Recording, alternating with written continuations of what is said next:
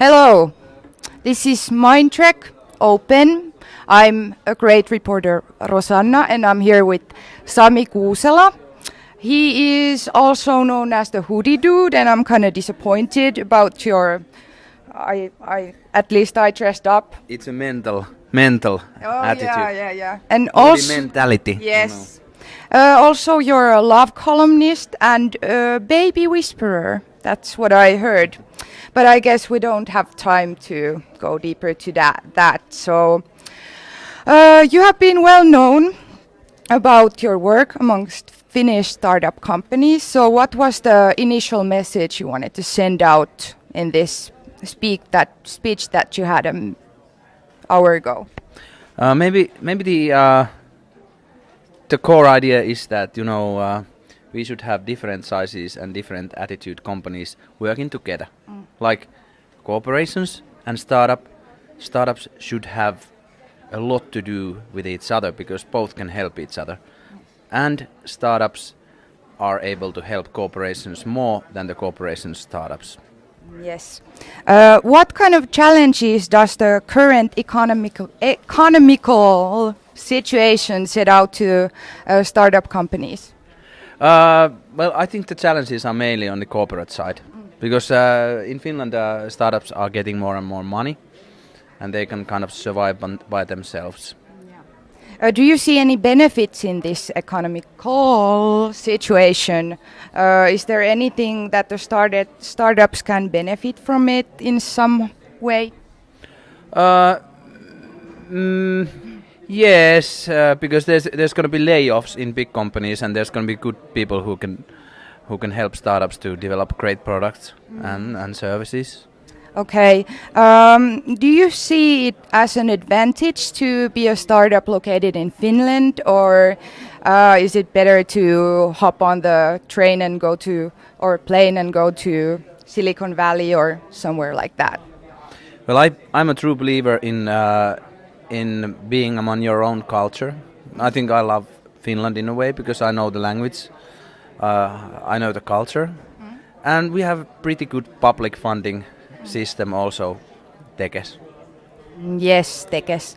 But don't you think, I've read a lot of articles about the Silicon Valley startup dudes, and they're basically like risking their whole life savings and social relationships and health to start a company that has like only 1% chance of like even succeeding in any way. So do you think this Finnish mentality is actually great? Like, why bother? Nothing's going to work anyway. Let's go to work in a factory and then they're going to lay us off and we're doomed. Luckily, we don't have that attitude so badly anymore. You know, there's a big startup boom happening in Finland. And I don't believe actually that Silicon Valley startups are so much into risking your whole life for one company because it's more like an attitude. You know, I've had 5 companies and they are all like something that has happened in my life, and I will have maybe 5 more or 10 or 11, I don't know. Okay. Is one of those companies going to be a baby whisperer company, or what's the story behind that title? Yeah, maybe, yeah, like a robot that will stop baby from crying, yeah. That would be amazing. So people, baby whispering, future technology. Openness is a concept that can have different meanings in different surroundings. What does it mean to you, and what does it mean to companies that are just starting their path? How can they be more open?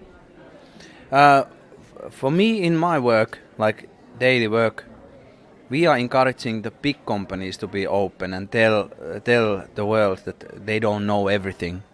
That they can get help from smaller companies, for example.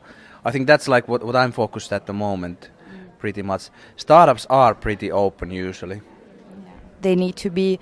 When a startup is approaching you, do you ever feel like they're initial idea is really stupid, and how do you tackle with that? Are you always like supporting all the ideas, or are there any examples of startups with really bad ideas? Maybe one of your own companies. What you had like 5, 10? Yeah, I've had bad ideas. Many of them haven't turned into companies, but some have. But usually most of the startup ideas are not really good because they don't like really work or they're just plain stupid. And I tend to say immediately that, at least in a supportive way, that it's not ready yet. You need to work on it. It's not just like 5 slides and a 5 million valuation. It doesn't work like that.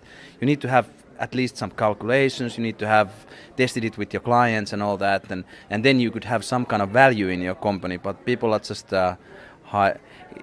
taking care of their idea, but they are not like exposing it to the world.